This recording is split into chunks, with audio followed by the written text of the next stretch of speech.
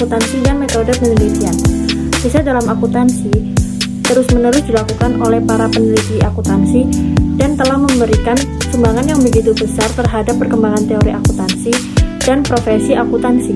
Secara internasional, sangat banyak upaya yang dilakukan berbagai lembaga akademik dan profesi. Namun, di Indonesia untuk lembaga atau orang yang melakukan penelitian dan membuat hasil risetnya sangat terbatas, padahal perkembangan ilmu pengetahuan sangat bergantung pada frekuensi dan kuantitas penelitian yang diberikan. Contoh riset-riset dalam metode penelitian akuntansi. 1. Ada the decision model approach. Riset di bidang ini mencoba mempertanyakan dan mencari jawaban tentang informasi apa yang diperlukan untuk proses pengambilan keputusan. Dalam bidang riset ini atau pendekatan ini bukan menanyakan kepada pemakai informasi tentang apa yang mereka inginkan, tetapi informasi apa yang diperlukan dalam situasi tertentu. Maka pendekatan adalah normatif dan dedukatif. Misalnya, dalam riset ini ditemukan bahwa exit value lebih berguna dalam pengambilan keputusan. Yang kedua ada behavioral research. Riset di bidang ini meneliti bagaimana pemakaian informasi akuntansi melakukan pengambilan keputusan dan informasi apa yang mereka butuhkan. Pendekatan yang diterapkan adalah deskriptif.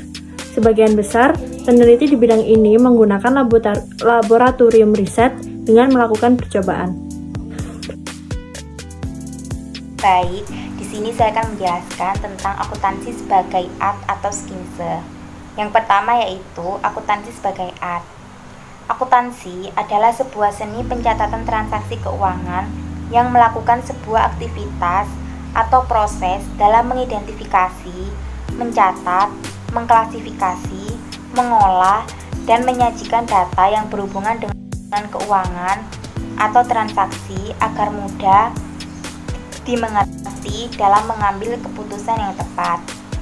Pada awal perkembangannya, akuntansi dapat dikatakan sebagai kerajinan atau seni karena orang yang akan memperoleh pengetahuan, keterampilan, dan keahlian akuntansi harus terjun langsung dalam dunia praktik dan mengerjakan magang pada praktisi untuk menguasainya. Akuntansi juga merupakan sebuah seni mencatat, menggolongkan, dan meringkas transaksi dan kejadian yang bersifat keuangan dengan cara tertentu dan dalam bentuk satuan uang, serta menafsirkan hasil-hasilnya. Maka, mengapa akuntansi dikatakan sebagai seni? Sebab dilihat dari cara menerapkannya. Yang kedua yaitu akuntansi sebagai skimse. Pada perkembangan selanjutnya, keterampilan akuntansi ini sudah bisa didefinisikan dengan jelas, sehingga membentuk seperangkat pengetahuan yang utuh sehingga dapat diajarkan melalui institusi pendidikan. Akuntansi dapat didefinisikan sebagai proses pengidentifikasian, pengesahan, pengukuran, pengakuan, pengklasifikasian, dan penyajian data keuangan dasar atau bahan oleh akuntansi yang terjadi dari kejadian-kejadian, transaksi-transaksi, atau kegiatan operasi suatu unit organisasi dengan cara tertentu untuk menghasilkan informasi yang relevan bagi pihak yang berkepentingan. Jadi, akuntansi sebagai art atau sebagai skimse, akuntansi adalah seni pencatatan, pengklasifikasian, dan pengiktisaran dalam cara yang signifikan dan satuan mata uang. Transaksi-transaksi dan kejadian-kejadian yang paling tidak diantaranya memiliki sifat keuangan dan selanjutnya diinterpresentasikan hasilnya.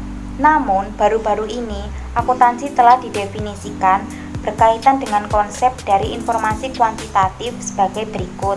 Akuntansi adalah aktivitas jasa.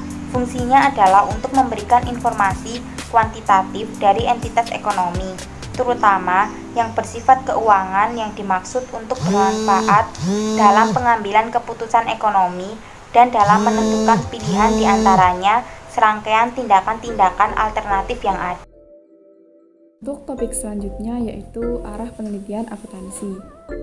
Arah penelitian akuntansi dibedakan menjadi 6. Yang pertama yaitu pendekatan pengambilan keputusan. Pendekatan ini tidak menanyakan informasi apa yang dibutuhkan oleh pengguna, tetapi lebih berkonsentrasi apakah informasi ini berguna dalam pengambilan keputusan.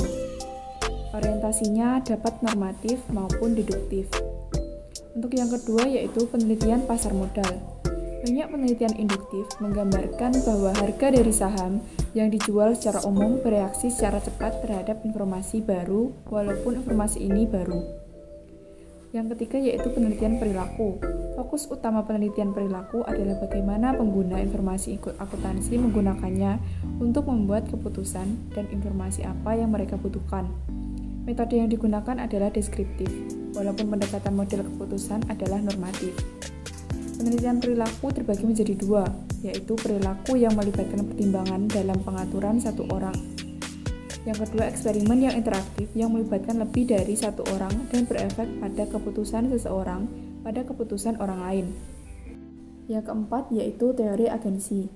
Penelitian ini muncul akibat pemisahan kepentingan.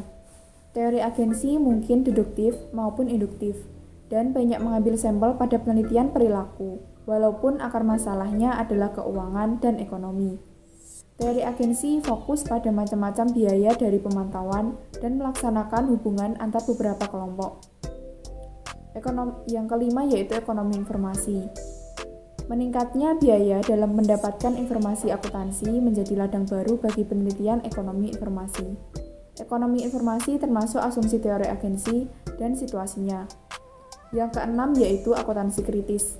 Akuntansi kritis adalah teori akuntansi yang mempunyai peranan sangat penting dalam menengahi konflik antara perusahaan dan komunitas seperti buruh, konsumen, dan masyarakat umum. Akuntansi kritis sendiri dibagi menjadi dua. Yang pertama, akuntansi kepentingan umum berfokus pada pekerjaan sukarela sebagai penasehat pajak dan keuangan bagi orang yang dapat membayar jasa tersebut. Yang kedua, akuntansi sosial berfokus pada mengukur dan membawa biaya laporan pendapatan perusahaan lebih terbuka seperti polusi.